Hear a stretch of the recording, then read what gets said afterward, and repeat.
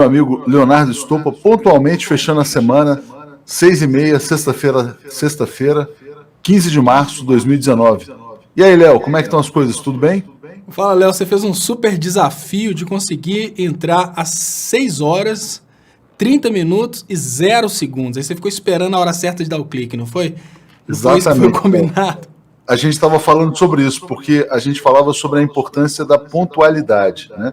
A pontualidade é a forma mais elevada de respeito ao próximo, ao público que está aqui nos esperando, né? Então a gente lança o link um pouco mais cedo, as pessoas aguardam, algumas pessoas já estavam aguardando, batendo papo no chat e tal, e a gente começa às 6h30 pontualmente. Mas eu tinha uma dificuldade, Léo, de começar às 6h30, porque eu via que já tinha as pessoas lá chegando, né? E eu sou muito apressadinho, você sabe. Então, às vezes eu começava às 6h28, 6h27, 6h26, 6h25, e as pessoas ficavam assim, pô, mudou o horário? Não, o horário é 6h30, e a gente vai se comprometer agora com o horário das 6h30. Beleza, Léo? Pode ser assim? Beleza, Léo. Sabe que somos pessoas extremamente compromissadas com o É isso. horário. Eu sei disso, mas eu tenho dificuldade em cumprir horário invertido, eu chego antes. Então, Ansiedade, Léo, isso é muito bom, isso é muito bom. É bom nada, né? Não. Deixa eu botar aqui, deixa eu dar um alô para Augusta Rios, que está lá na Cidade do México, dizendo que lá agora são 3h30 da manhã. E a Simone Nascimento de Abril dizendo que o trânsito em Floripa está um caos. Machado, boa noite. Cruz Machado, Paraná, presente. Muita gente aqui com a gente. A Meg Souza está batendo palmas para a gente. 6h30 em ponto. Então a gente vai ser sempre agora nesse modelo das 6h30 pontualmente. Obrigado, Ana, pelo carinho. Vamos lá. Melhor já ir se arrependendo, diz aqui o perfil Rage of the Street, que é a raiva das ruas. Léo, sabe o agronegócio, o famoso agronegócio? Eles já se arrependeram, Léo.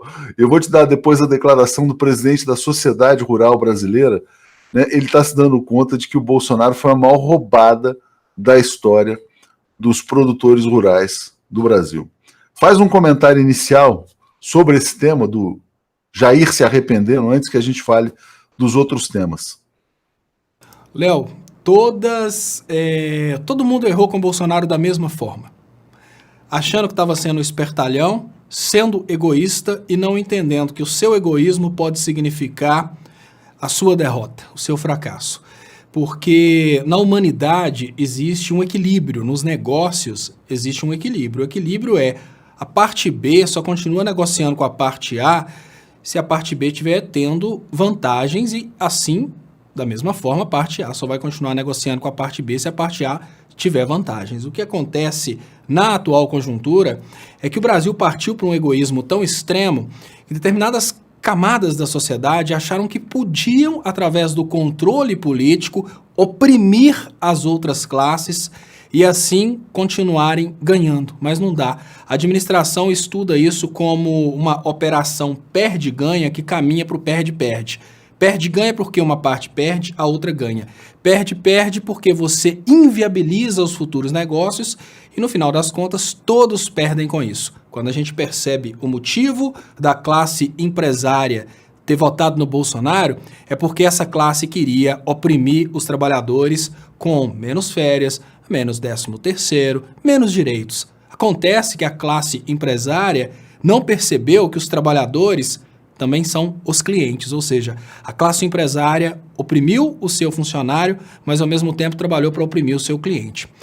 A classe ruralista achou que poderia oprimir a sociedade brasileira, modificando leis ambientais, modificando regras ambientais em geral, utilizando agrotóxicos, enfim, eles acharam que podiam modificar o equilíbrio de negócios que existiam entre sociedade e produtores rurais, fazendo a balança pesar para o lado deles e que isso ia ficar assim tão fácil, ia ser resolvido dessa forma.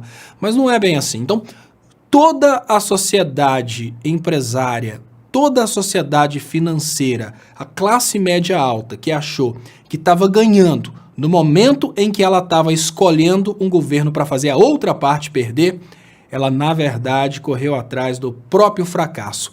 Não a possibilidade de crescimento social que seja um crescimento social focado na destruição de uma outra parte que é importante para o seu crescimento. O trabalhador é muito importante para o empresário, assim como a sociedade é muito importante para o ruralista, assim como o mundo é importante para o Brasil que vende para fora. Escolher Bolsonaro significou tentar oprimir uma parte. Você não oprime uma parte, você cresce agora junto. o chato é pensar em oprimir a China, né? Vamos oprimir a China, vamos oprimir os países árabes. Aí já virou uma burrice tremenda, Léo. Olha só, hoje teve mais um barraco na ONU, vergonha diária, inclusive internacional. Lembra aqui o André. Deixa eu agradecer um comentário muito legal de uma pessoa que dizendo o seguinte, ó, correu aqui, desculpa, mas a pessoa falou que eu e você, Léo, somos um refrigério para a alma, então agradeço muito. E agradeço muito também ao Israel Dourado, que se tornou membro do canal nesse instante. A gente tem muitos temas para falar, Léo. Um deles é sobre o desespero, né, do pessoal lá da República de Curitiba, porque foram derrotados na tal fundação da Lava Jato, e agora há pouco, né, o Deltan Dallagnol abriu uma guerra, disparou contra a chefe, a Raquel Dodge, né, meio que está acusando a Raquel Dodge de ser traidora, porque ela também se posicionou contra a Fundação Lava Jato, né? O Deltan está no Twitter, nesse momento, Léo, tweetando contra a chefe. É um negócio muito louco, né? Será que não tem disciplina e hierarquia na Procuradoria-Geral da República? Uma decisão importante hoje. O Alexandre de Moraes mandou suspender a fundação e mandou bloquear o dinheiro que o Deltan já estava negociando com a Caixa Econômica Federal, com outros bancos, né? Então, o Deltan perdeu a administração de 2,5 bilhões de reais que viriam da Petrobras e passou a atacar a Raquel Dodge. A Raquel Dodge achava que o Deltan estava fazendo um lobby para sucedê-la, para ser o futuro procurador-geral. O fato é o seguinte, virou zona, como diz aqui a Marli Fernandes Cunha, zorra total, uma zona tremenda. Como é que você vê essa reação do Dallagnol de atacar a chefa? Léo, essa reação do Dallagnol, ela acompanha muito o evento Operação Lava Jato e essa nova conjuntura institucional brasileira, em que o Sérgio Moro era juiz de primeira instância, mas de poder real ele era muito mais forte que o STF, porque ele tinha o apoio popular da parte alienada da sociedade. O Dallagnol, ele surfa nessa realidade. Em termos institucionais, a Raquel Dodge pode até ser a PGR, mas em termos fáticos e reais, o Deltan Dallagnol, principalmente por causa da ligação dele às instituições evangélicas, ele acaba tendo um suporte público que dá para ele um pouquinho de autoridade para fazer o que ele está fazendo. Ele não tem autoridade institucional, mas ele ainda tem suporte no público. Por quê? O Deltan Dallagnol significa, para uma parte alienada da sociedade, a verdadeira luta contra a corrupção. Isso é muito perigoso. Por quê? Se a sociedade imagina que em todo o Ministério Público Federal, uma parte da sociedade, o Dallagnol é o cara que está querendo fazer as coisas certas, significa que essa sociedade imediatamente imagina que o resto do Ministério Público Federal está fazendo as coisas erradas. Pensando na Raquel, o Ministério Público como um todo. É ruim para o Brasil como uma república, porque tem-se a percepção, a gente imagina da seguinte maneira, olha, vamos pensar em Sérgio Moro como representante do Poder Judiciário, divisor de águas e, ex-representante, mas da percepção popular ele ainda está como representante da justiça, o Dallagnol como representante do perseguidor do crime. Nós temos essas duas figuras no Brasil dividindo a opinião de pessoas. Aquelas pessoas que são mais sensatas e conseguem perceber a Operação Lava Jato como um projeto internacional de destruição da indústria brasileira, destruição da estabilidade brasileira, conseguem entender que as instituições elas estão para serem usadas pelas elites financeiras, ou seja, não existe um Ministério Público que persegue o crime, não existe um Poder Judiciário que condena o criminoso. Existe aí instituições a serviço de quem tem mais grana. Já quem não acredita nessa tese, quem acredita que somente o Dallagnol e somente os três patetas mais o Moro eram pessoas íntegras e que o resto do Poder Judiciário, o resto do Ministério Público são pessoas cooptadas e comunistas, existe a mesma descrença institucional, que eles imaginam, olha, só existem 4 pessoas no Poder Judiciário e no Ministério Público que são dignas, o resto é tudo comunista. Então, uma coisa que a gente precisa concordar, não tem mais crença nas instituições. Como não existe crença popular nas instituições, não existe hierarquia. Por quê? Numa república, a hierarquia vem exatamente do poder emanar do povo. O poder não emana mais do povo. E hoje a gente tem uma situação que eu até brinquei, mas não é brincadeira, é uma coisa séria. Nós temos uma situação de pré-anarquia no Brasil, e é essa situação de pré-anarquia que cria até mesmo legitimidade real para o Zé de Abreu. O Zé de Abreu é um autoproclamado ator presidente para tentar fazer um protesto contra o que está acontecendo, mas muitas pessoas já estão sentindo o Zé de Abreu como próprio presidente por causa dessa falta de legitimidade. É essa falta de legitimidade que descaracterizou a República Federativa do Brasil como uma república que faz com que o Dallagnol tenha poder de desafiar Raquel Dodge. Ou seja, é uma hierarquia de direito, mas de fato não é mais, porque não se sabe qual o tamanho do apoio popular que as instituições religiosas dão para o Deltan Dallagnol. Afinal de contas, nós não estamos falando da salvação da alma, nós não estamos falando da luta contra a corrupção, nós estamos falando de 2,5 bilhões de reais. Para quem não entende, é 2.500 milhões de reais. Ou seja, você vai colocar 250000000,00. É muito dinheiro. Então, numa situação dessa, o apoio popular de um Malafaia, o apoio popular de um Feliciano, de um Magno Malta, pode levantar uma população, inclusive, para colocar o Deltan acima da Raquel Dodge. Vamos lembrar, no que está em questão não é luta contra a corrupção, o que está em questão não é se o Deltan é ou não é menino bom, o que está em questão agora são 2,5 bilhões de reais. Para onde que vai esse dinheiro? Qual empreiteira que vai fazer aquilo? Qual prestador de serviço que vai fazer aquilo outro? Qual banco que vai colocar esse dinheiro a juro? Tudo isso pode mudar a cabeça de muita gente, principalmente desses pastores que estão à venda, que é a rede de relacionamento do Deltan Dallagnol. Quanto custa aí o apoio de um Valadrão, de um Malafaia, de um Marco Feliciano? São pontos que a gente precisa pensar nesse momento. Deixa eu, antes de mais nada, fazer um grande agradecimento aqui para Maria Tinda, que se tornou assinante do Brasil 247 agora. Muito obrigado, que é realmente muito importante o seu apoio para que a gente continue aqui na luta por uma imprensa independente. Vou ler o comentário do Cláudio dizendo: Toffoli e companhia e Raquel Dodge estão tomando coragem só agora, não é um pouco tarde? Eles deixaram a primeira instância correr solta até ontem. É tarde demais. Eu até botei no meu Twitter ontem, aliás, fazendo propaganda aqui do Twitter, né? @atushleonardo, porque estavam dizendo, o Celso de Mello agora está dizendo que tem o princípio do juiz natural, etc. e tal. Falei, antes tarde do que nunca, mas, enfim, né, demorou muito.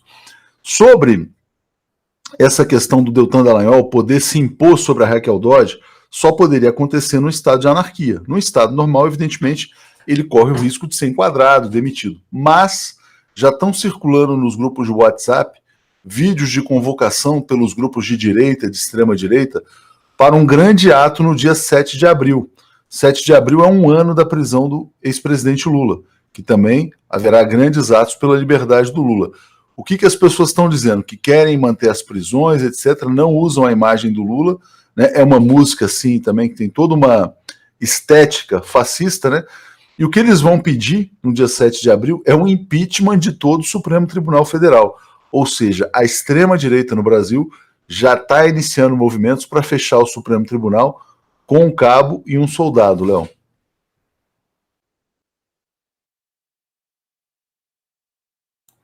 Por mais que seja importante concordar que a ideia não é fechar o Supremo, é tirar os atuais e colocar ministros deles, a gente precisa concordar em outra coisa. Os ministros atuais merecem, porque eles achavam que podiam participar do golpe só um pouquinho. Ou talvez eles achavam que eles podiam participar do golpe, podiam se omitir, que nada ia acontecer.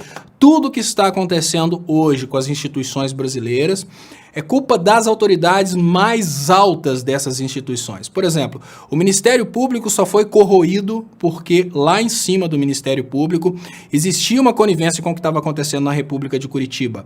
O CNJ deixou o Sérgio Moro desrespeitar a justiça brasileira durante todo esse tempo. A OAB deixou o Cristiano Zanin ser desrespeitado no seu escritório e não fez absolutamente nada. Ou seja, a presidência dessas instituições, ela foi conivente com tudo que está acontecendo hoje no Brasil. Então, se um cabe um soldado tiver que fechar o STF, se um cabe um soldado tiver que prender a Raquel Dodge, se um cabe um soldado tiver que desativar a OAB, eles fizeram por merecer. O detalhe é o seguinte: Como fica a sociedade brasileira depois disso? Porque tudo bem, STF só representa, obviamente, os mais ricos, mas nós não estamos falando do STF deixar de existir, nós estamos falando deles, através aí de um sistema, obviamente, de exceção, retirarem os atuais ministros do STF, limparem todos e colocarem uma nova safra de ministros do STF. Vocês já pensaram na Janaína Pascoal como ministra do STF? Já pensaram na possibilidade da Joyce Hasselmann ser ministra do STF? Não duvide de um Alexandre Frota como ministro do STF. Sabe por quê? Porque nós estamos vivendo em tempos bizarros, e em tempos bizarros, atitudes bizarras são possíveis. Até a posse do Bolsonaro, nenhuma pessoa ao redor de todo o mundo imaginava a possibilidade da Damares ser ministra. Isso porque é totalmente incoerente. Você pega as falas da Damares antes dela ser ministra e fala, isso é uma psicopata. Isso não é um ser humano que tenha faculdades mentais, né, apropriadas sequer para falar em público. Ela está dissimulada, está trazendo loucuras, né? Na psiquiatria chama-se esquizofrenia, traz constantemente alucinações. No entanto, é essa pessoa que é a ministra do Bolsonaro. Quem escutasse o Bolsonaro falando no ano passado, e eu era um deles, falava, não há a menor possibilidade de uma nação eleger um cara desse como presidente da República.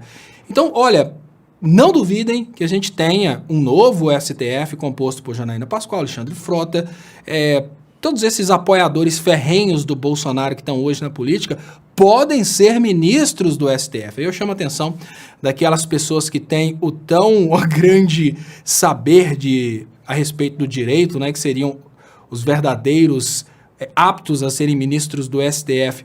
Valeu a pena se omitir? Eu chamo a atenção dos grandes juristas brasileiros, chamo a atenção dos juristas atuais ministros, os atuais desembargadores brasileiros, aqueles que pensaram que, olha, quer saber de uma coisa?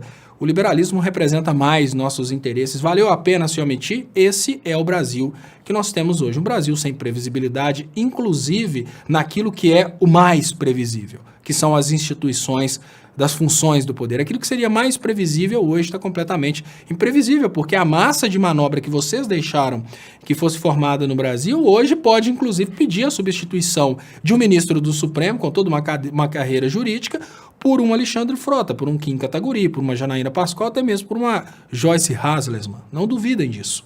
Léo, Ali Rossi está dizendo o seguinte, quer dizer, na briga da OTAN, Dodge torce pela briga. O Cláudio está dizendo, quem autorizou o Moro a julgar o Lula? Quem autorizou o Moro a julgar o Lula foi a Globo. Foi uma decisão da Globo, dos meios de comunicação, do consórcio do golpe, até porque impediram que o Lula fosse julgado pela juíza natural, que era uma juíza aqui de São Paulo, que foi muito pressionada. Mas é importante falar o malabarismo, tá, Léo? Foi um grande malabarismo, ele seria julgado... É importante falar o malabarismo jurídico. Olha que interessante nesse malabarismo jurídico, né, no caso do triplex. Os procuradores de São Paulo disseram, não, isso aqui é um caso de São Paulo. Né? Aí houve toda aquela polêmica. O que a mídia fez? A Globo na época? Não, esses aí querem aparecer, são palhaços. Todos esses colunistas aí que hoje estão assustados com o fascismo, né, fizeram de tudo para que o Lula fosse mandado para o Paraná. Aí qual que foi a solução que eles encontraram? Vai só o Lula e a Marisa, os outros ficam. Todos que ficaram em São Paulo foram absolvidos, no caso do triplex. E só o Lula e a dona Marisa foram condenados. Por quê? Porque lá em Curitiba já havia uma sentença encomendada. Fala, Léo. É importante falar sobre o malabarismo jurídico, porque o bolsominion, ele tende a lutar para acreditar que foi um processo justo. Ele força a cabeça no sentido de querer acreditar que foi um processo justo. No entanto, eles criaram um malabarismo jurídico, e esse malabarismo jurídico foi o que deu sustentação jurídica para a coisa. Porque normalmente o argumento dos bolsominions é o seguinte, olha, mas tantos juízes revisaram o processo e foram contra o Lula, você está querendo me dizer que todos esses juízes estão errados? Sim, eu estou garantindo que esses juízes estão errados, não porque eles não têm conhecimento jurídico, eles têm o conhecimento, mas porque eles estão usando o conhecimento para os interesses deles, que o que eu digo é para o mal da sociedade brasileira, para os interesses do liberalismo, e provavelmente muitos deles estão arrependidos disso. O que eles fizeram foi o seguinte, não há possibilidade de você tirar um caso de um juiz natural, a não ser que exista uma conexão com o processo que esteja em andamento. Então, qual que foi o malabarismo do Ministério Público? O Ministério Público colocou na acusação que a origem do dinheiro do triplex seria a Petrobras. Então, vamos repetir. Por que o processo foi para o Moro? Porque o Ministério Público criou na acusação a ideia de que o dinheiro do triplex teria vindo da Petrobras. O próprio Moro fala, na resposta aos embargos de declaração, que esse juízo nunca disse que existiria alguma coisa no processo do triplex a ver com a Petrobras. Ou seja, não existe possibilidade jurídica para que o Moro seja juiz do Lula nesse caso. Não há possibilidade alguma. Então, foi um malabarismo que todo o Poder Judiciário sabe, todo estudante de direito sabe, todo mundo no Brasil que tem a mínima noção de direito sabe que foi um malabarismo, foi uma maracutaia para levar o Lula para um juiz do PSDB. Todo o Brasil sabe disso.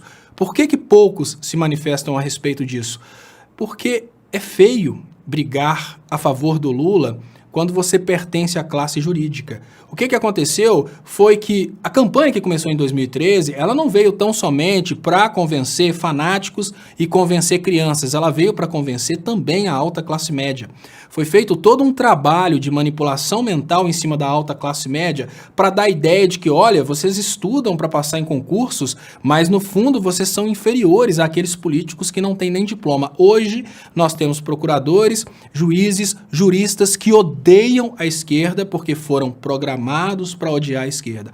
Esse é o motivo pelo qual, ainda que seja a maior aberração jurídica da história da humanidade, essa mudança de competência do juízo, ninguém se manifesta. Poucos juristas se manifestam, porque os juristas, apesar de terem estudado muito, eles são tão massa de manobra quanto os jovens de 14 anos que acreditam na escola austríaca. Eles foram conduzidos como zumbis nessa direção de ter ódio da esquerda. Muito bom, Léo. Deixa eu mandar um abraço para a Noeli, lá de Fortaleza, que está nos acompanhando. Agradecer aqui ao Sidney Lianza, que está dizendo: tornem-se membros da TV 247. Muito simples, aí do lado do botão inscreva-se, é só se tornar membro. A Alzira está dizendo: Deus nos livre, estou a direitária no STF com Janaína Pascoal. E vou agradecer aqui o Pedro, que mandou um superchat, Pedro Pérez mandando um superchat para a gente. Léo, a gente precisa falar sobre a questão do Queiroz, não, do assassinato da Marielle e do policial, ex-policial que foi preso, chamado Lessa, né, que é vizinho do Bolsonaro, mora no mesmo condomínio. Um suposto matador, mora ao lado. O COAF, Léo, o COAF, que é comandado pelo Sérgio Moro, foi investigar o tal do Lessa e descobriu que ele recebeu um depósito de R$100 mil em dinheiro, né? Então, o Lessa, acusado de ser um matador de aluguel, recebeu R$100 mil em dinheiro. É possível fazer o que o Flávio Dino defendeu: follow the money, né? Siga o dinheiro. Então, pegar as imagens, as câmeras dessa agência bancária para descobrir quem depositou o dinheiro, R$100 mil, nesse momento. Foi em outubro, né? Foi depois do assassinato da Marielle, mas eventualmente o Lessa poderia estar chantageando alguém, né, para receber esse dinheiro. Ele recebeu esse dinheiro em outubro. Aí sai outra notícia no jornal o Globo, de que o Lessa, nos seus computadores, pesquisou a vida de um desafeto do Flávio Bolsonaro.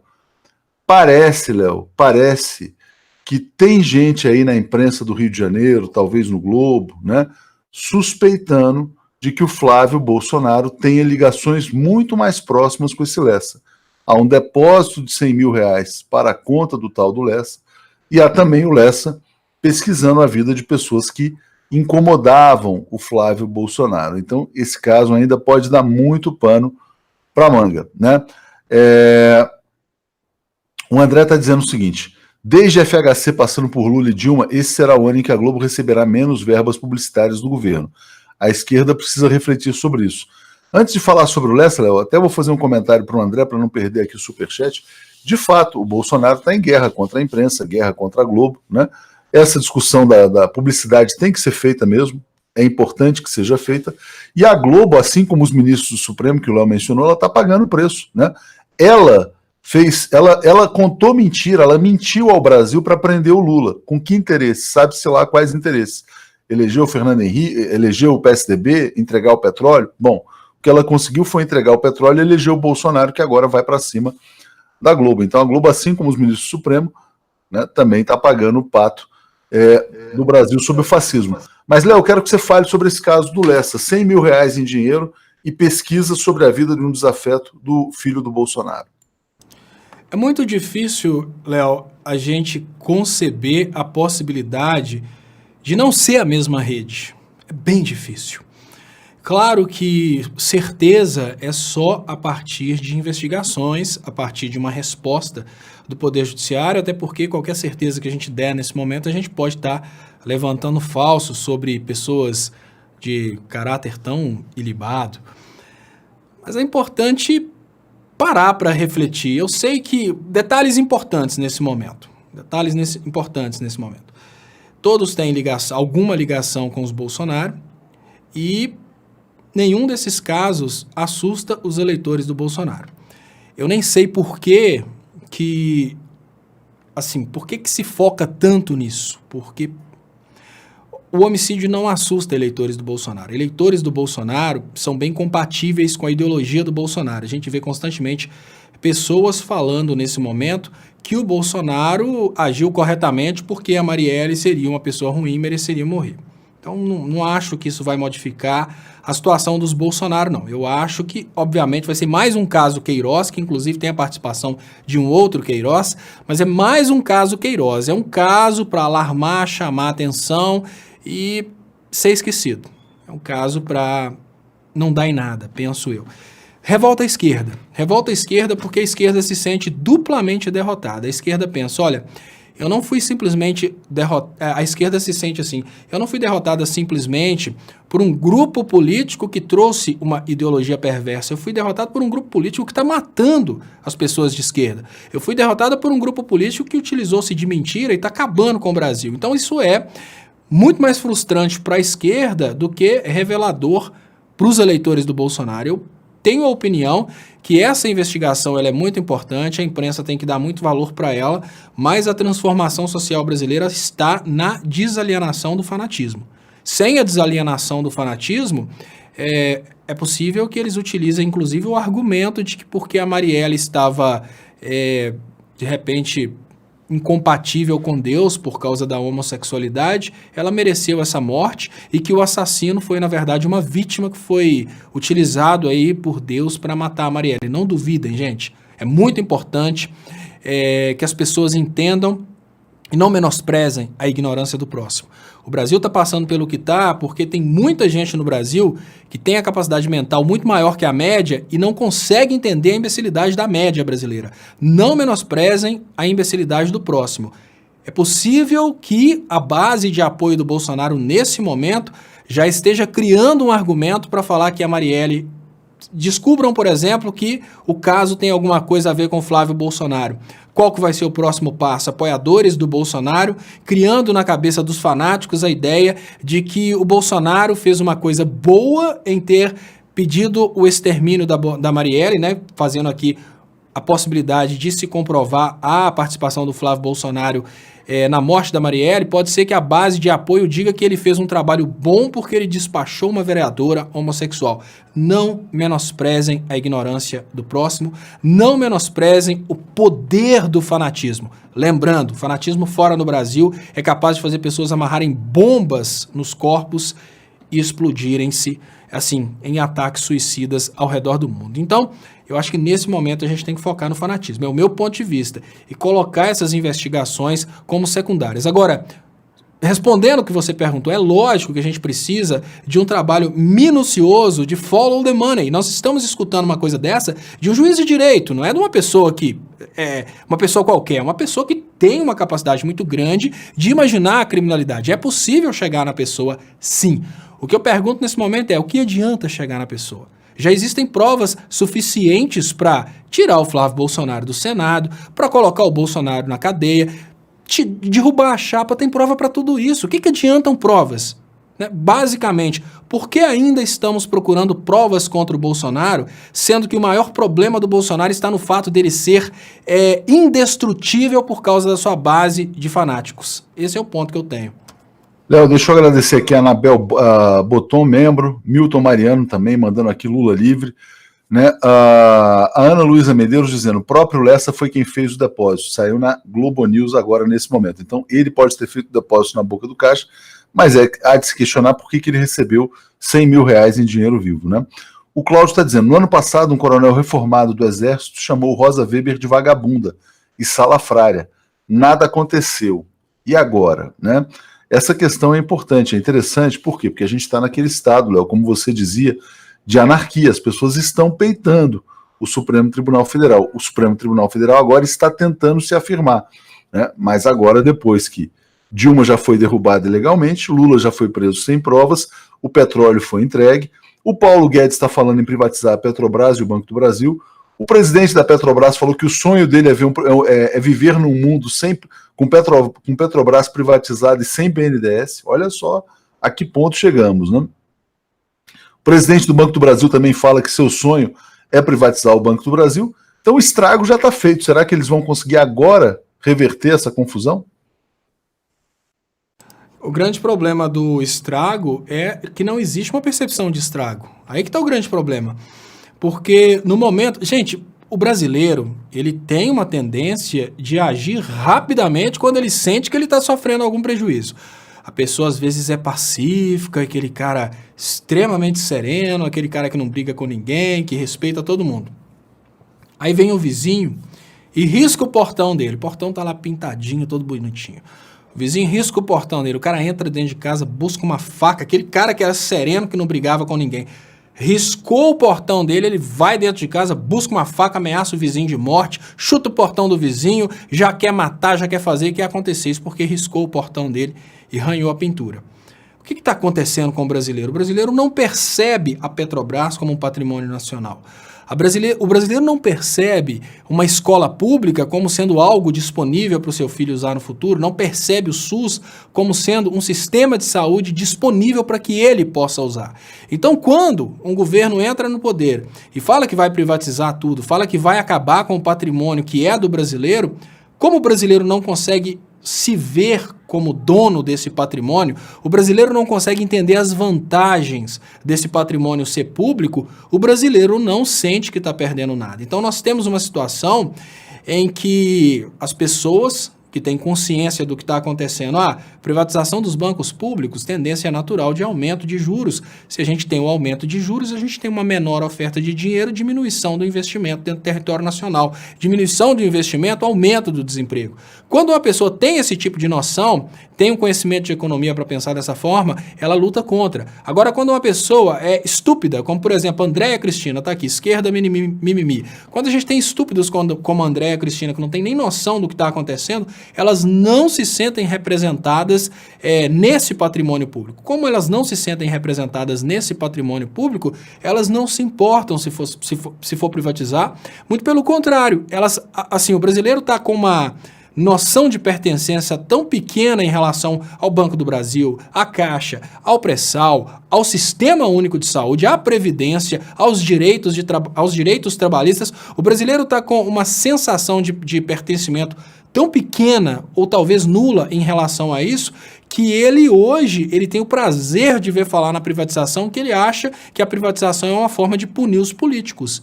No entanto, o brasileiro não entende que, olha, peraí, estão pensando em privatizar o hospital que atende minha família quando o bicho pega, a escola onde meu filho estudou gratuitamente. Estão pensando em privatizar a Petrobras, que dá uma condição de geração de emprego dentro do Brasil.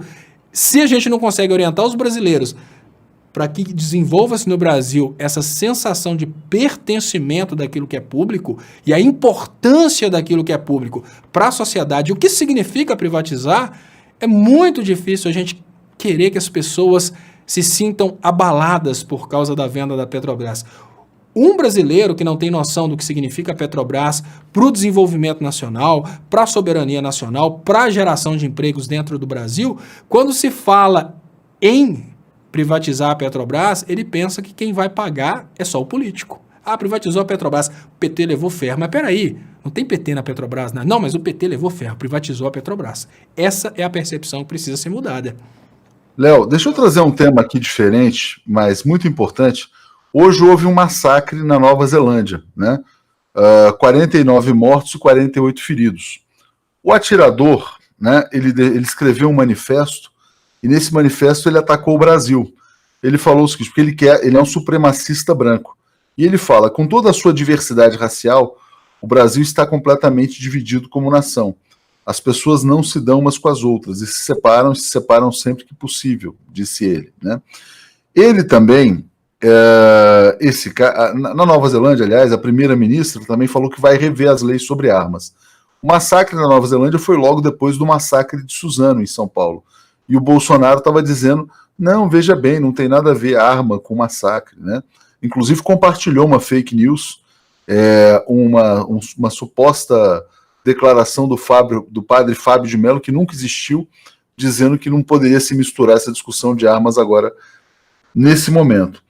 Então eu queria trazer esse aspecto, né, que a Nova Zelândia vai rever a questão das armas, e a Nova Zelândia pode até discutir a questão dos videogames, Léo. Alguns videogames poderão ser proibidos, né? O atirador, ele se inspirou num videogame chamado Fortnite. É um videogame em que o cara pega uma arma, sai matando, atirando, coisas desse tipo. Sempre achei uma estupidez também esse tipo de jogo, mas, enfim. Como é que você vê a questão de banir não só as armas, mas também videogames que inspiram a violência? Sociedade é isso, né, Léo?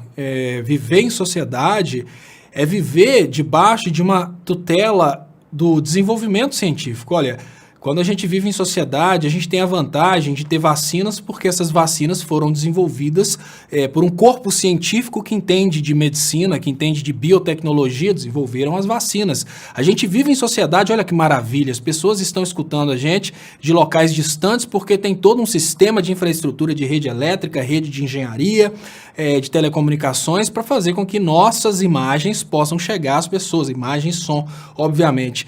Se é óbvio que, em termos psicológicos, esse tipo de material prejudica a sociedade, assim como a sociedade se uniu para desenvolver um sistema de vacinas, um sistema de saúde, um sistema de rede elétrica, um sistema de telecomunicações, um sistema de saneamento, a sociedade precisa se unir para policiar coisas que podem ser ruins para a sociedade. A gente não luta contra a dengue, porque a gente não gosta do mosquito, porque ele é feio. A gente luta contra a dengue porque a dengue prejudica a sociedade, porque a dengue mata pessoas. A gente pensando num jogo de videogame que tem causado a morte de pessoas, a gente precisa, obviamente, combater esse tipo de coisa, não tem dúvidas.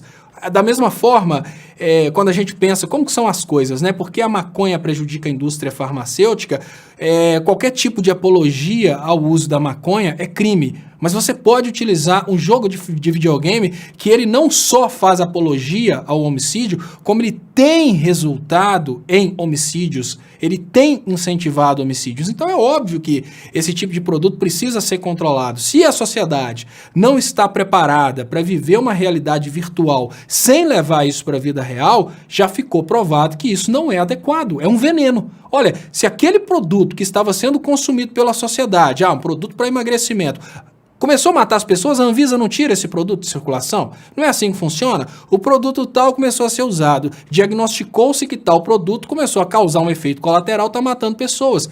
Não tiram de circulação? Da mesma forma são esses jogos. Olha, se esses jogos eles estão modificando o amadurecimento intelectual dos jovens, estão conduzindo as pessoas para uma tendência ao homicídio, é óbvio que eles precisam ser proibidos. A gente não vai continuar produzindo a educação do homicídio dentro da sociedade. Sociedade é isso, é incentivar o que é bom e proibir o que é ruim.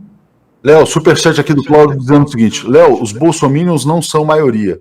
Bozo foi eleito pela soma de bolsominions, fanáticos religiosos e eleitores omissos, né? Os tais isentões, os omissões, né? Os omissões estão entre os principais responsáveis. A Sandra dizendo: os patriotas de farda estão dormindo no berço esplêndido. Na privatização Brasil, vergonha, né? Pois é, esses caras aí dizendo que vão vender tudo e os militares caladinhos. A Carta Capital saiu com uma capa muito boa, dizendo que o Brasil vive a guerra dos milicos contra os malucos. Né? De um lado você tem os malucos, que são a turma do Olavo de Carvalho, do Vélez, da Damares e tal, etc. E do outro lado você tem os milicos, que são Mourão, que em tese deveriam ser um pouco mais racionais. Né?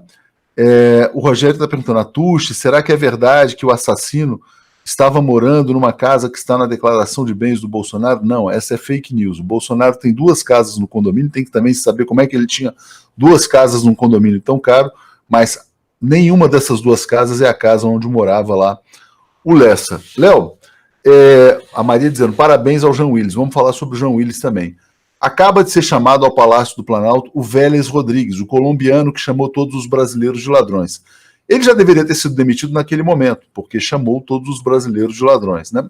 Mas, evidentemente, o objetivo do governo Bolsonaro é rebaixar o brasileiro, é fazer com que o brasileiro se sinta inferior mesmo, para ele ser mais facilmente dominado. Mas ele é tão incompetente, que ele deve ser demitido ainda nesta noite, né? Essa demissão só demorou porque o Bolsonaro não estava conseguindo encontrar ninguém que aceitasse ser seu ministro da Educação, né? A gente começa a ter também uma certa rejeição da sociedade em encontrar nomes para servir a esse governo tão desastrado. Pode ser que caia o Vélez, Léo, e aí seria talvez uma vitória do Olavo de Carvalho, mas também, enfim, vitória temporária, porque o MEC não pode ser conduzido por olavistas, né? A promessa era o Frota, né? A promessa para o ministro da Educação era o Frota. Não, o Frota era para a cultura, Léo. O Frota era para cultura.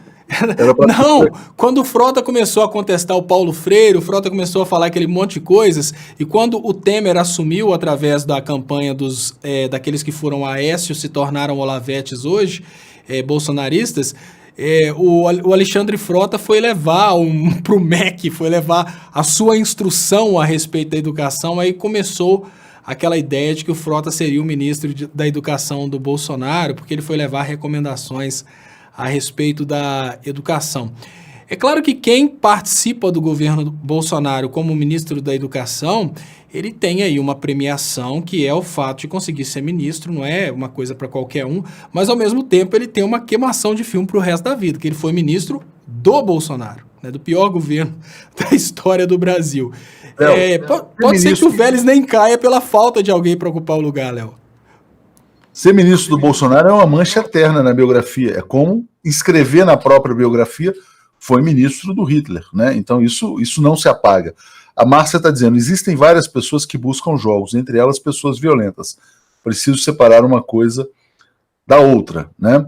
Cláudio Léa dizendo, Padre Fábio não falou, mas é pato, coxinha. Obrigado, Ângela Reale, aqui pelo carinho. Vilma Gonçalves, Lula livre sim, porque já está mais do que provado que ele é um preso político. E a Dilvana dizendo que o Léo ao quadrado é uma luz em tempos de trevas. Natalina, Jean Willis, estamos com você. Léo, esperando aqui então, estamos esperando a queda do Vélez a qualquer momento. Cláudio Alves, para acabar com a extrema-direita é necessário acabar com a centro-direita, pois esta alimenta aquela. Léo, o Alexandre Frota, já que você mencionou, ele também virou notícia. Ele virou notícia porque ele disse que ele caiu em desgraça no governo Bolsonaro. Sabe por quê? Porque ele falou que ele foi colocado na geladeira porque ele defendeu a prisão do Queiroz. Então o Bolsonaro ficou muito puto, evidentemente, porque o Queiroz é o melhor amigo dele, é o cara que mandou um cheque de 24 mil reais para a Michele, é o cara que aparentemente pagava outras despesas da família também. Alexandre Frota está quase sendo expelido, tal qual uma espinha, um furúnculo do núcleo bolsonarista, Léo. E o Alexandre, e até covardia, né? Porque o Alexandre Frota era o cara que levava o pichuleco pra rua. Tem muita gente que...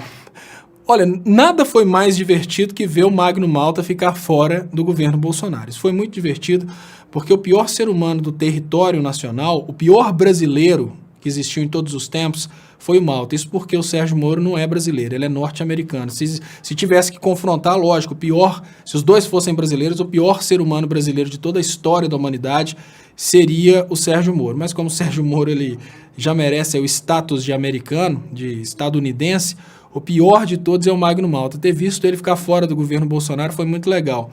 Agora, só para registrar aqui, a Larissa dizendo, sou católico e não sou coxinha. Padre Fábio sempre foi coerente, né? Então está defendendo aqui o padre Fábio de Mello, né? A Rosane está dizendo, vou morrer de rir de ferrar. E a Marli se tornou membro agora, obrigado. Marli, fala do Frota, Léo. Então, é muito engraçado ver essa situação do Frota, porque o Frota desenvolveu toda a sua campanha de, como eu diria, né, frustração dele como ator, dele não ter conseguido, obviamente, sucesso como ator, Ele veio para a política, desenvolveu toda a sua campanha do lado do Aécio Neves. Teve um momento que foi até engraçado, quando ele ameaçou o MBL de contar de onde vinha o dinheiro, que estava uma briguinha entre o Frota e o MBL. No final das contas, o Frota conseguiu seguir e, obviamente, por causa da qualidade do eleitorado brasileiro, ele chegou aí e se tornou deputado. Mas é uma pessoa sem conteúdo nenhum, absolutamente conteúdo nenhum. E é exatamente aí que está o sucesso do Frota. Como ele não tem conteúdo nenhum, ele fala só coisas superficiais, ele fala a linguagem do seu eleitorado. Eu não sei o que aconteceu que o Frota teve esse surto aí de falar que queria a prisão do Queiroz, né? Porque no governo Bolsonaro, você não fala aquilo que é correto, você fala aquilo que é interessante. Para participar do clube do Bolsonaro, você não fala o que é certo, você fala aquilo que é interessante, o que é errado, você transforma em certo para poder ajudar o Bolsonaro. Mas, enfim, o Frota vai continuar, ele vai continuar fazendo o lenga-lenga dele, porque o Frota é um errado que deu certo. O Frota foi muito estratégico. Ele veio naquela conversa de valorizar o policial, tudo que a esquerda... É muito engraçado. Em termos de estratégia de campanha, estratégia de política, onde a esquerda está errando, a direita está fazendo a festa. Eu tenho que, infelizmente, dizer que um dos veículos mais importantes do Brasil é a Carta Capital, mas para que falar milicos, gente? Por que não entender que, da mesma forma que existem militares ruins, existem militares bons, da mesma forma que existem militares que são de direita, entre aspas, existem os militares que são de esquerda? O brasileiro nem sabe a diferença de direita e esquerda. Eu até digo diferente, a maioria do Brasil são de trabalhadores, e onde estão os trabalhadores estão as pessoas progressistas. A crítica a respeito do Fábio de Mello é uma crítica que se estende a muitas personalidades brasileiras que levaram aí esse status de coxinha por terem criticado o PT, mas tudo bem, vamos cair na real. O partido que mais representa o Brasil progressista, um Brasil crescente, um Brasil industrializado é o PT, mas o PT não merece nenhuma crítica. Então a gente tem que começar a ter essa sensibilidade. Olha, vamos cair na real. Jesus Cristo não é candidato, nós precisamos de um candidato humano. Quem que é o melhor candidato humano para o Brasil? É o Lula, mas o Lula tem defeitos. O Lula já errou. O PT já errou. E se a gente pegar toda a personalidade artística que fez uma crítica ao Lula ou uma crítica ao PT e pegar esse cara e julgar lá na Sibéria do esquecimento, como diriam os marinhos, a gente perde todo mundo. É assim que estamos perdendo militares, estamos perdendo personalidades políticas, estamos perdendo pessoas importantes. Isso é perigoso. Deixa eu aqui agradecer a Marli, que se tornou membro e já mandou um comentário legal, orações por Suzano. É verdade. Né, é necessário orações por Suzano, que realmente foi uma tragédia muito pesada. Né? A Kátia Carvalheiro dizendo, sociedade machista que exalta o pornô sem cérebro. Né? Vamos ter que expurgar todo esse mal, muito triste com tudo isso. Pois é, o Brasil está purgando todos os seus pecados, né, nesses anos aí de abismo em que foi colocado. A Márcia Kozinski, há uma disputa no governo para saber quem é o mais medíocre, é muito surreal. Eu acho que o mais medíocre é o Vélez. Eu acho que o Vélez vai ser demitido ainda hoje à noite. O Vélez chamou todos os brasileiros de ladrões, hein? Lembrando que não está sendo demitido por esse motivo. Cláudia Magalhães dizendo, Frota é lixo, Lula livre, aqui no Superchat. Obrigado, Léo. Vamos falar do Jean Willis, né? O Jean Willis teve uma cena hoje importantíssima, né? Uma embaixadora do Brasil na ONU se recusou a discursar porque o Jean Willis estava presente. Então você vê o seguinte, a embaixadora, ela acha que ela serve ao Bolsonaro, né? E não ao Brasil, que ela não está lá representando o Brasil como um todo. O Jean Willis, exilado, ele é parte do Brasil. A presença do Jean Willis na ONU não deveria afetar em absolutamente nada a embaixadora. O Jean Willis estava na ONU, né, porque ele é um exilado, porque ele não pode ficar no Brasil, porque no Brasil ele é ameaçado de morte. Né? A gente tem um governo no Brasil que ela acha que trabalha para o governo, mas não para o Brasil, que tem ligações óbvias com a milícia.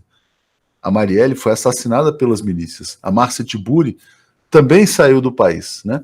Então, Márcia Tiburi exilada, Jean Willis exilado. Essa embaixadora paga esse vexame monumental no dia de hoje, Léo. O nome dela é Maria Nazaré Farani Azevedo. Né? Aqui, eu vou ler a notícia. Não contente com o exílio de Jean Willis, o governo Bolsonaro agora abre uma temporada de agressão internacional ao ex-deputado. Em reunião na sede da ONU em Genebra, a embaixadora Maria Nazaré Farani agrediu Jean Willis e recusou-se a ouvi-lo, para espanto dos diplomatas presentes a um debate sobre o populismo no mundo. Né? o Bolsonaro é um protagonista óbvio do populismo mundial. Ela vai lá e se recusa a ouvir um brasileiro que tinha muita coisa a dizer sobre esse fenômeno assustador, Léo. E é a expressão máxima do não democracia, né? A expressão máxima da negação ao contraditório. E é uma coisa muito comum no governo Bolsonaro. A gente estava falando há pouco tempo atrás sobre pessoas que eram bolsonaristas roxos e por causa de, às vezes, um deslize, um contraditório, eles foram completamente retirados da lista de amigos do Bolsonaro. O Bolsonaro jamais teria chegado ao poder se não fosse a Rede Globo trabalhando contra o Lula. Obviamente, o Lula preso colocou o Bolsonaro no poder, foi a Globo que elegeu o Bolsonaro, mas mesmo assim o Bolsonaro é inimigo da Globo. Imaginar que nós temos uma representante do Brasil, um diplomata brasileiro, que faz uma palhaçada dessa, obviamente envergonha o Brasil em todo mundo. Lógico que ela poderia contradizer o Jean Willis, isso é natural, mas essa coisa de ficar fazendo birrinha na hora de falar é bem o governo Bolsonaro. Eu acho importante, Léo, porque ter um representante do bolsonarismo fora do Brasil fazendo esse tipo de vexame é simplesmente reafirmar aquilo que o Jean Willis está tentando mostrar fora do Brasil, que não há possibilidade de diálogo, não há possibilidade de democracia, e o motivo dele ter saído. Olha, o fato dele ter sido agredido dentro da ONU é uma expressão máxima do motivo dele ter saído do Brasil. Não há mais espaço para debate de ideias diferentes das ideias do Bolsonaro. Sem querer, o Bolsonaro está mostrando para o resto do mundo, ele está mais ou menos confirmando aquilo que o Jean Willis levou para o resto do mundo através dos seus representantes. Não há espaço para debate no Brasil, não há espaço para diálogo, não há espaço para representação popular. Não existe mais esse espaço. Nós estamos vivendo uma situação que a gente nem precisa levantar a possibilidade de ser democracia, a gente está vivendo uma ditadura explícita, porque pode até ter legislativo, pode até ter debate político, desde que seja a favor daquilo que o Bolsonaro quer. É mais ou menos assim que está acontecendo. Léo, deixa eu ver, tô com o áudio ligado ou não? Tá ligado, né? Deixa eu agradecer aqui a Rina Laboissière, que mandou um superchat, Roque Souza, que mandou um superchat também, e aqui também a mensagem da Cris. Penso que já é hora de um movimento separatista. Está claro que existem duas culturas aqui, Zé de Abreu, presidente. Ia ser legal um separatismo brasileiro, mas que não separasse o território, só separasse, tipo assim, os bolsonaristas do resto da sociedade, né? Então os bolsonaristas só podem andar do lado direito da rua e o resto da sociedade anda pelo lado esquerdo. Se fosse possível, não seria tão ruim. Talvez fosse a solução para o Brasil, né? Você ter essa divisão ali. Ou, no mínimo, né? Porque o processo de combater o fanatismo realmente é muito longo, né? Já tem aqui até o provável sucessor, Léo, do Vélez, né?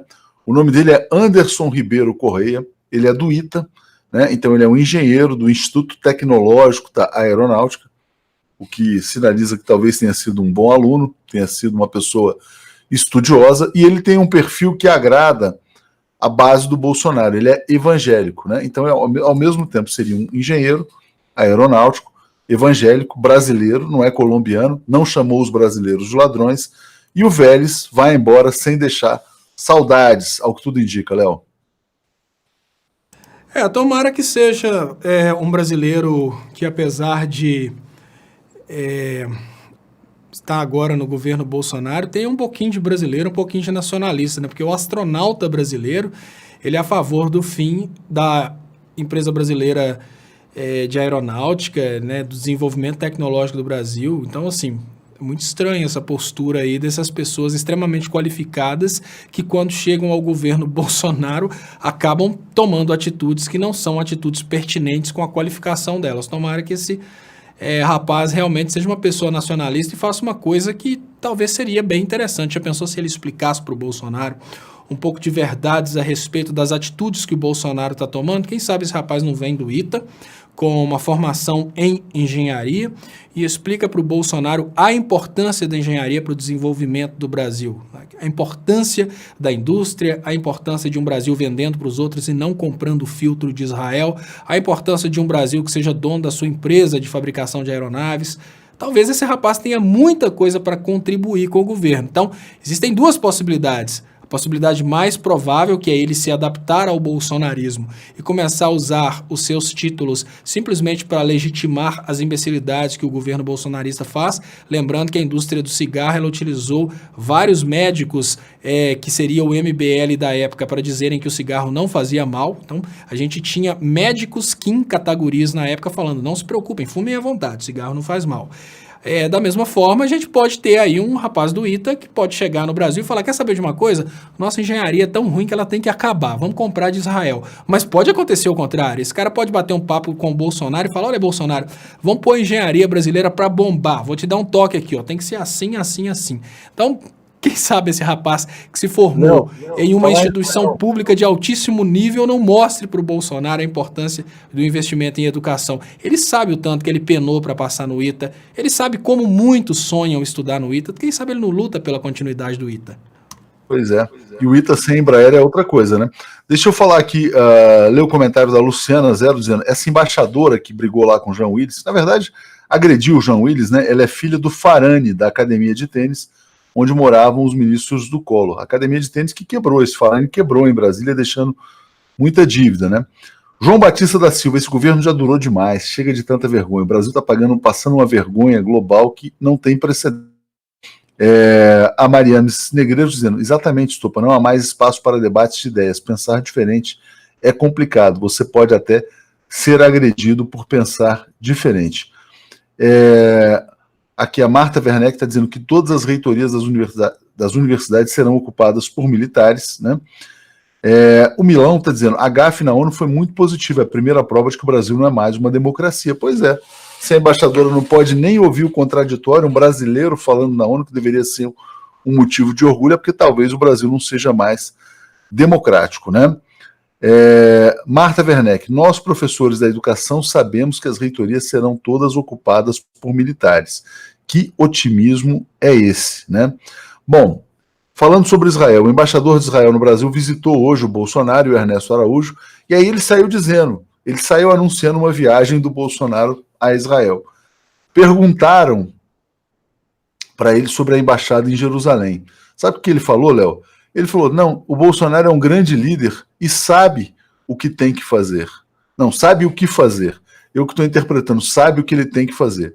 Evidente que se ele fizer a embaixada em Jerusalém, ele vai atingir duramente o agronegócio. E o agronegócio vai perder as exportações para os países árabes. A gente chegou a esse ponto, Léo, de Israel mandar no Bolsonaro? Bom, eu não lembro de um ponto em que o Bolsonaro mandou no Bolsonaro. Talvez o Bolsonaro tenha mandado nele próprio antes do grupo financeiro tomar sua campanha. A partir do momento em que o poder financeiro, a inteligência de Israel e o esquema de algoritmos dos Estados Unidos abraçaram a campanha do Bolsonaro, lembrando, tudo isso estava lá no jeito para ser entregue para o PSDB. O PSDB não conseguiu se alavancar, então na reta final o sistema de inteligência de Israel, os algoritmos, tudo isso abriu mão do Alckmin e se uniu ao Bolsonaro, isso na reta final da campanha.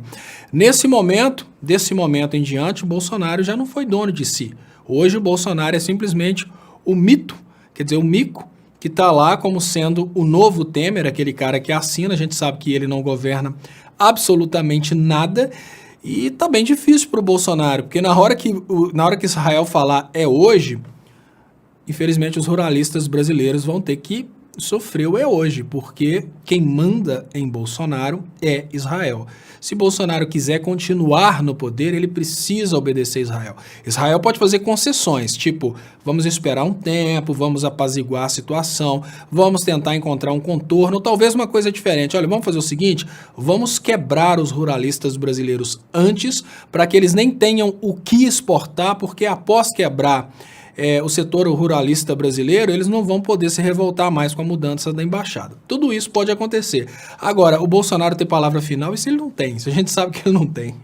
Fernanda está dizendo, amanhã tem comitê Lula Livre, PT, PSOL, PCdoB, Haddad, Boulos, Manuela, Celso Amorim, Timaço, lá no sindicato dos urbanitários, seria no dos eletricitários, mas é no sindicato dos metroviários, se não me engano, é isso aí.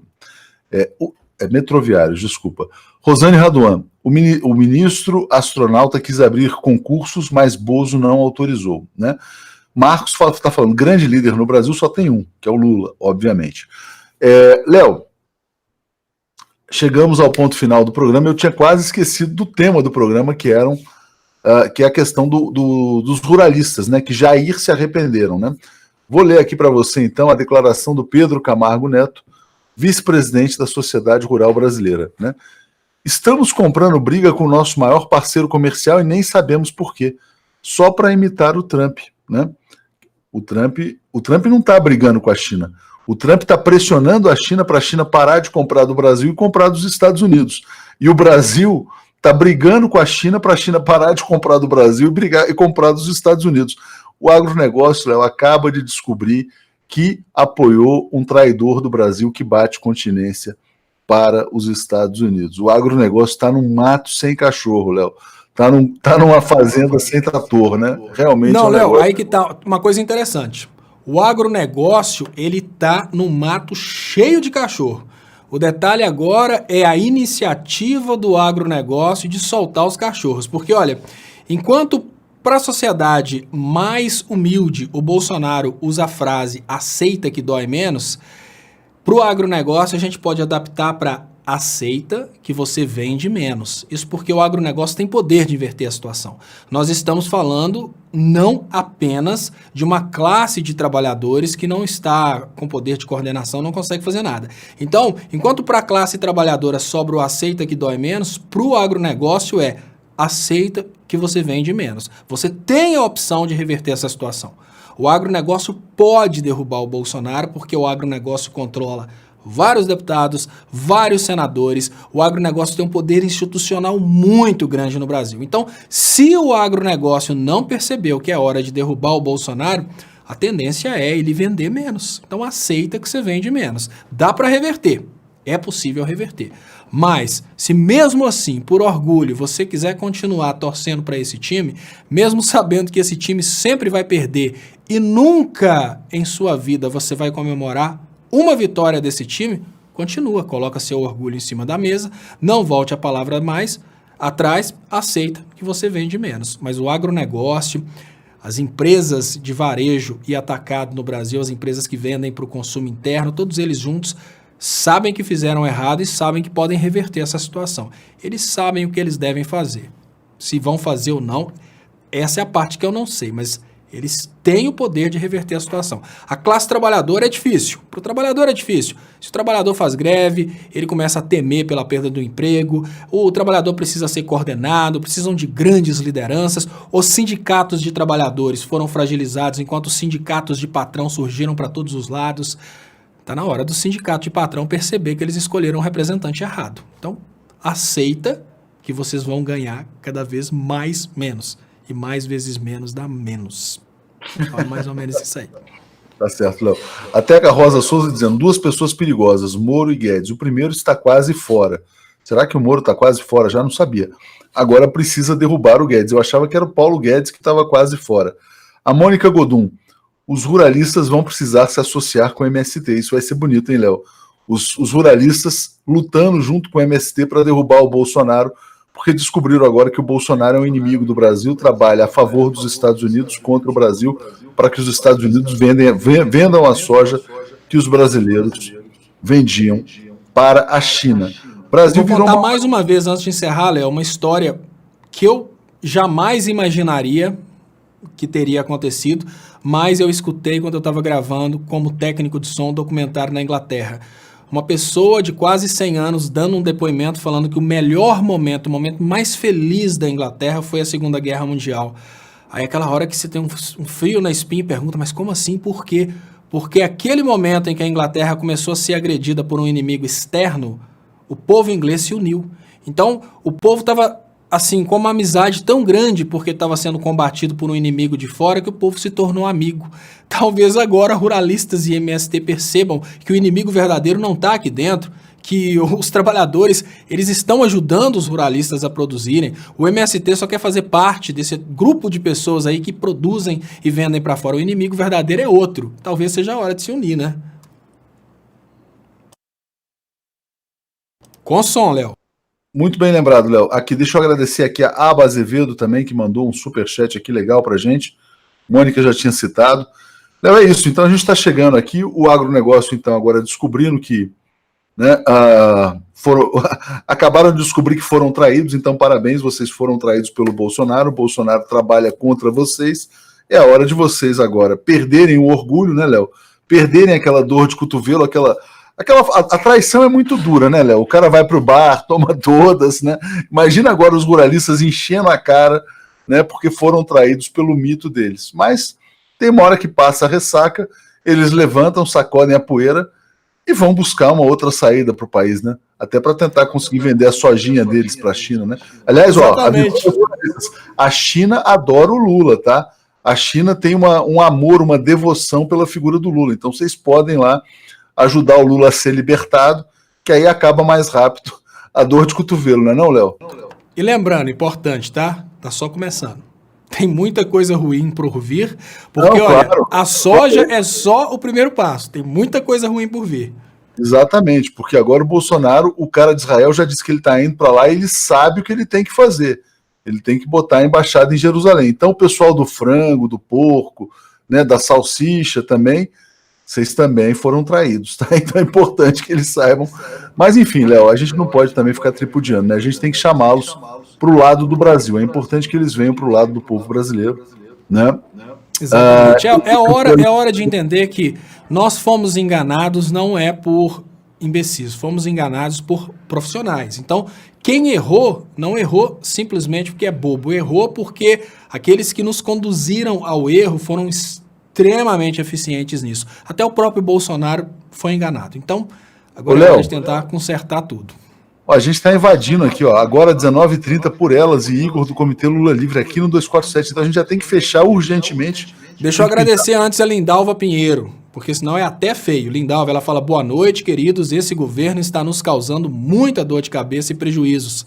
A violência nas ruas está aumentando, o desemprego está provocando depressão e mortes. Exatamente. Muito obrigado, Lindalva, espero vocês às 10h30 da noite. A Mônica está lançando uma campanha pedindo aos ruralistas que apoiem o 247. Então, se os ruralistas quiserem apoiar as assinaturas solidárias, brasil247.com/apoio. Se os ruralistas quiserem apoiar também os jornalistas pela democracia, brasil247.com/democracia. E os ruralistas podem ser membros do canal. A gente vai defender o Brasil para os brasileiros, incluindo os ruralistas, né? Então é importante, venham, que vocês cabem aqui nesse nosso barco também. Obrigado a todos, vamos lá então assistir o Por Elas antes do Boa Noite 247, daqui a pouquinho na nossa TV 247. Obrigado a todos, obrigado, Léo, bom fim de semana a todos. E eu tô, boa amanhã noite, eu volto, né? 10 da manhã. Como é que é, Léo? Fala de novo aí que você falou e eu não ouvi. Não, 10 da manhã eu volto lá, eu tô fazendo Bom Dia 247, 10 da manhã. E hoje, 10h30 da noite, eu tô de volta aqui. Então, pessoal, brigadão e até lá. Valeu, Léo. Valeu, gente, abração.